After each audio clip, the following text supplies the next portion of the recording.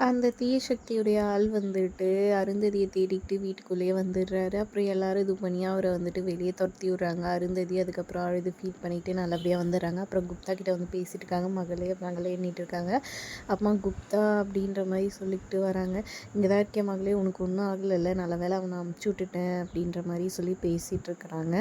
அப்புறம் "நான் கூட பயந்தே போயிட்டேன் குப்தா" அப்படின்ற மாரி சொல்லிட்டு இருக்காங்க. அப்புறம் குப்தா கையில ஒரு தாலி இருக்குது. அந்த தாலிய பார்த்து "யார் இது இதெல்லாம் வச்சுருக்கீங்கன்னு" சொல்லி கேட்க, அவங்க வீட்டு வேலைக்காரி வந்துட்டு போயிட்டு இவங்க ரூம் க்ளீன் பண்ணும்போது, பாக்கி ரூம் க்ளீன் பண்ணும்போது அவங்க பேக்குள்ளேருந்து அந்த தாலி ஒன்று இருக்கும். "என்ன இது, மனோகரி அம்மா என்னடா மெட்டி வச்சுருக்காங்க, இந்த பொண்ணு என்னடா தாலி வச்சுருக்கு, நம்மளுக்கு தான் எந்த இதுவும் இல்லை போல இருக்குன்னு" சொல்லிட்டு தாலி எடுத்துக்கிட்டு நேராக குப்தா கிட்ட வந்து பேசி இது பண்ணிகிட்ருக்காரு. அப்புறம் குப்தாவும் அதை வாங்கி வச்சுட்ருக்காங்க. அதை பார்த்துட்டு கிண்டல் பண்ணிட்டு இருந்த அருந்ததி ஃபைனலாக தான் அந்த டிசைனெல்லாம் பார்த்துட்டு தான் தெரியுது அந்த தாலி அவங்களோட தாலின்ட்டு. "இது எப்படி உங்கள் கைக்கு வந்துச்சு?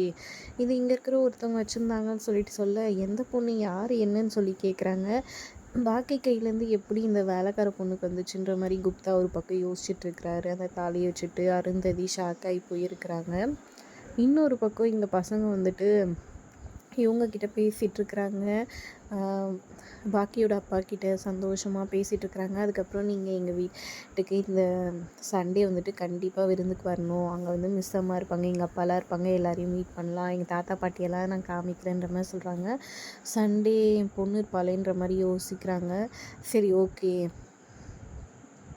நீங்கள் வந்துட்டு ஒரு வாட்டி எங்கள் வீட்டுக்கு ஃபோன் பண்ணி பேசுகிறேங்க, வாங்க மிஸ் அம்மா கிட்ட சொல்கிறேன் அப்படின்னு சொல்லிட்டு வீட்டுக்கு ஃபோன் பண்ணுறாங்க. அதாவது இங்கே பாக்கிக்கு போய் எடுத்து பேசுகிறாங்க. இந்த மாதிரி தாத்தா பேசுகிறாரு, பேசுங்க அப்படின்ற மாதிரி சொல்கிறாங்க. கரெக்டாக அவர் வாங்கி பேசுகிற நேரத்தில் அவருக்கு இருமல் வந்துடுது. என்னடா இது அப்பா மாதிரியே இருக்கேன்னு யோசிக்கிறாங்க.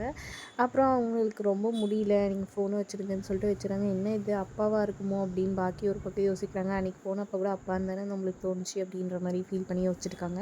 அங்கே வேலை செய்கிறது தன்னோட அப்பா தான்றது தெரிஞ்சுப்பாங்களா? பாக்கி என்ன ஏதுன்றதை பொறுத்திருந்து பார்க்கலாம். வீடியோ பிடிச்சிருந்தா லைக் பண்ணிக்கோங்க.